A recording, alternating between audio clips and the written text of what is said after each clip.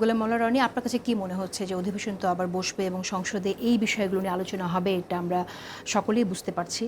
সেক্ষেত্রে গণভোটের অধ্যাদেশ বাতিল নিয়ে এক ধরনের টানাপোড়েন আমরা দেখছি যে শুরু হয়ে গেছে এবং জুলাই সনদের বাস্তবায়ন সংসদে থেকেই করবে এমনটা বলেছে। পদত্যাগ নয়, আমরা সংসদে থেকে জুলাই সনদের বাস্তবায়ন করব। কেমন দেখছেন আপনি আসলে? প্রথমত এখানে একটা জিনিস বলে নেই, আমার যেহেতু আমি আইনের ছাত্র, এখানে আমাদের একটা সাবজেক্ট আছে ল অফ কন্ট্রাক্ট। আপনি যে কোনো মানুষের সাথে যে কোনো চুক্তি করতে পারেন, এনিথিং। আপনি যেমন একজনকে মারার জন্য বলে যে আমরা অমুকে মেরে ফেলবো, দুজনে একটা চুক্তি করলেন, তো দুজনে সেটা চুক্তি ঠিক আছে, কিন্তু সেটা মানে আইনের দৃষ্টিতে সেই চুক্তি আপনি বাস্তবায়ন করতে পারবেন না, এটা এনফোর্সেবল নয়। এখন রাজনৈতিক দলগুলো যে কোনো বিষয়ই ঐক্যমত্য হয়ে সবাই মিলে একটা চুক্তি করতে পারে।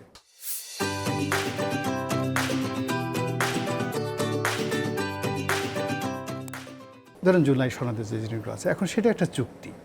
এখন এই চুক্তির আইনগত ভিত্তিটা কোথায়? এই চুক্তিটা যদি আপনি আইনগত ভিত্তি, যে আপনি যদি ধরেন বিএনপি কথা না মানে, তাহলে এই চুক্তি বাস্তবায়নের জন্য আপনি কোন কোর্টে যাবেন বা কী হবেন? তো সেই দিক থেকে যে এই যে একটা চুক্তি, এটা এনফোর্সেবল নয়।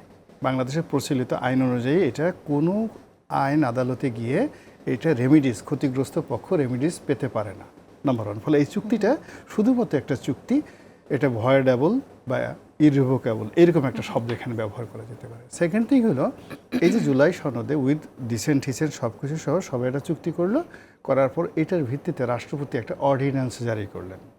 উনি বা আমরা সবাই যেটা বলছি, এই ধরনের একটা চুক্তিকে অবৈধ যায় না। এটা গেল দ্বিতীয়।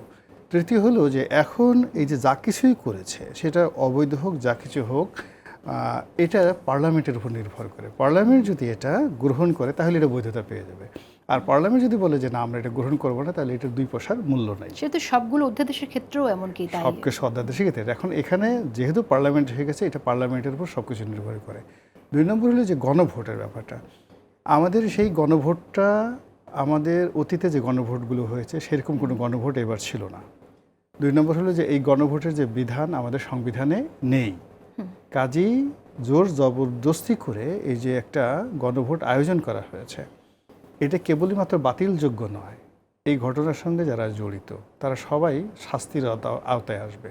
তারা যে হাজার হাজার কোটি টাকা রাষ্ট্রীয় অর্থ ব্যয় করেছে এই গণভোটের নামে, যেটার কোনো প্রয়োজন ছিল না, দরকার ছিল না, এবং এটার কোনো আইনগত ভিত্তি নেই, সেটাই বিএনপি এই কাজটা করে। এবং বিএনপি এখন আপনি বলছেন যে তাদের বিরুদ্ধে ব্যবস্থাটা নেবে কি? আপনি ব্যবস্থা নেওয়ার কথা বলছেন? হ্যাঁ, অবশ্যই ব্যবস্থা নেবে। অর্থাৎ যারা ইলেকশন কমিশন এই কাজগুলো করেছে, ডক্টর মোহাম্মদ ইউনূস এই কাজ করেছে, তাদের বিরুদ্ধে ব্যবস্থা নিতে হবে। আদারওয়াইজ কারা নেবে?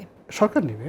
আচ্ছা, এই সরকার না নিলে সরকার বিপদে পড়বে। এই গণভোটের ক্যাম্পেইনে সরকার কিন্তু বলেছে হ্যাঁ ভোট দিতে, সেক্ষেত্রে সরকার এটা নিতে পারে কি? মানে সেটা হলো যে সেটা আলাদা পলিটিক্যাল মাঠে, ওইটা কোনো এখানে কগনিজেন্সে আসবে না। কিন্তু সরকার এখানে 2টো অপশন আছে। ফার্স্ট থিং হলো যে এটা যদি সরকার গ্রহণ করে, আগামীতে এটা একটা কনফ্লিক্ট, মানে আমাদের যে এক্সিস্টিং সংবিধান রয়েছে এটার সঙ্গে একটা কনফ্লিক্ট করবে।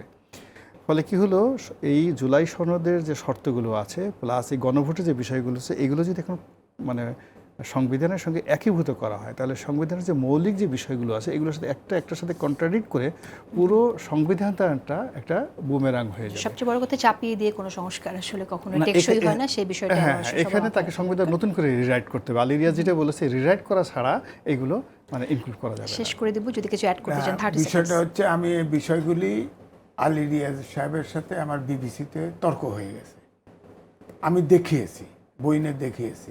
উনি তো ভেঙে গেছে, উনি দেশটারে আউলায় দিয়ে বিদেশে চলে গেছে। আরেকজন ছিল আজিজ নজরুলের সাথে ভাগ করে খাইছে, আমার বিল্ডিংয়ে ছিল, সে নিউ ইয়র্কে নামছে, নামার পরে তাকে গাড়ির থেকে টেনে জামা কাপড় ছিঁড়ে ফেলছে। না, এটা ফেক ইনফরমেশন। ফেক ইনফরমেশন হোক আর যৌতুক, আমরা দেখছি, লোকজন বিশ্বাস করে। আমার কথা হচ্ছে যে ঠিক আছে, ফেক হোক, দুদুকে যে মামলা আছে সবার, মানে চিফ ডক্টর মোহাম্মদ ইউনূস সহ সব অধিকাংশ উপদেষ্টাবিদদের, তারা তদন্ত করুক, বিচার হোক, নিরপেক্ষভাবে আইন চলতে দেন। এখানে তারেক রহমান বিচার করতে হবে কেন? তিনি রাষ্ট্রপতি, পুরা প্রধানমন্ত্রী, তিনি সব সারা দেশে, শুধু আইন, আজকের মতো আইনের শাসন সুশাসন চলতে দিতে হবে।